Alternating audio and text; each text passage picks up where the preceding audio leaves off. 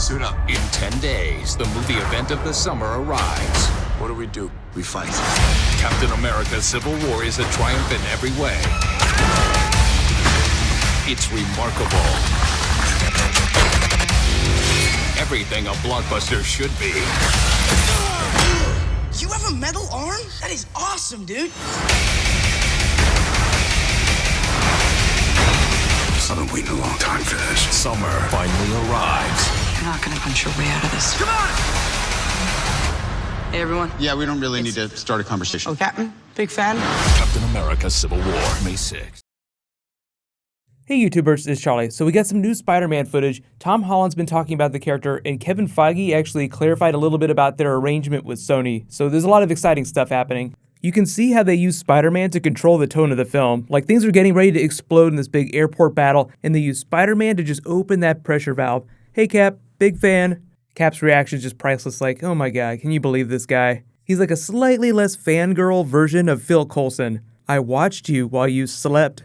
That was probably one of my favorite lines from any Marvel movie ever thus far. I'm expecting a couple Civil War moments to top that, and a couple of you have probably already seen the movie. They've been releasing it internationally on different dates, so some countries are getting it right now. The United States isn't getting it till next week, so I'm not going to see it till next week. But Tom Holland talked a little bit about trying to play Spider-Man as a kid, as opposed to the other movies that played him a little bit more like an adult trapped in a kid's body. Like, you watch the Tobey Maguire movies, even the Andrew Garfield movies, and they get the powers, they get the speech, great power, great responsibility, so they have to grow up really fast because they witness Uncle Ben dying, so it's like, oh my god, they have all this tragedy. So in that moment, even though they're still teenagers, they really stop being kids, like their childhood ends right there. This new version of Spider-Man still manages to capture some of that childlike energy, even though he's already gone through his origin story. Don't worry, if you're getting tired of them redoing the Uncle Ben story, we're not going to see that in the new Spider-Man movie either. And Kevin Feige actually clarified that they have the best relationship with Sony ever, and Sony has been letting Marvel control creative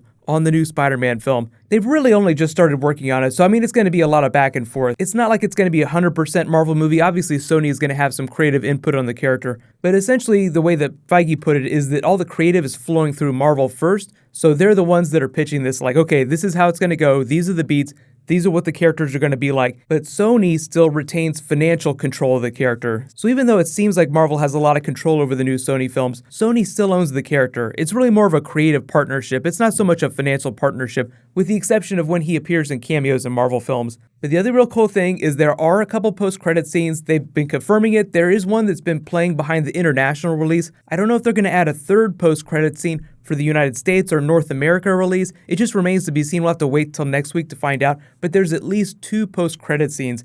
One involving the Civil War characters, and another involving Spider-Man's character, which makes sense because it helps promote the Sony film. But if you have seen the movie, please don't post spoilers about what actually happens during those post-credit scenes, because the movie's coming out in a couple days, so most of us will just find out in a couple days when we see it. I'll talk about them more whenever I do my spoilery Easter egg videos. Those won't post till like after Thursday or Friday. I'm seeing the movie on Thursday, so I'll post a non-spoilery review first, because even though this is like a shut up and take my money situation, a lot of people won't get to see the movie for a couple days after it officially comes out everywhere.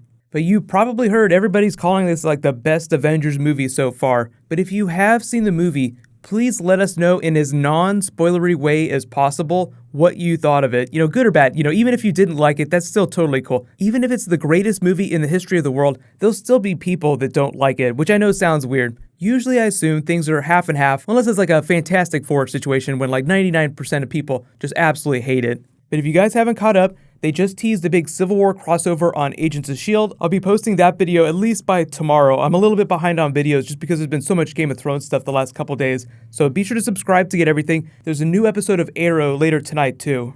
I know we've been talking about a lot of Game of Thrones recently, but there's like so much other big stuff happening. Captain America Civil War, there's a bunch of TV stuff happening too. While you guys wait for my next video to post, you can click here for last night's episode of The Flash, and you can click here to learn all about Iron Man appearing in the new Spider-Man film.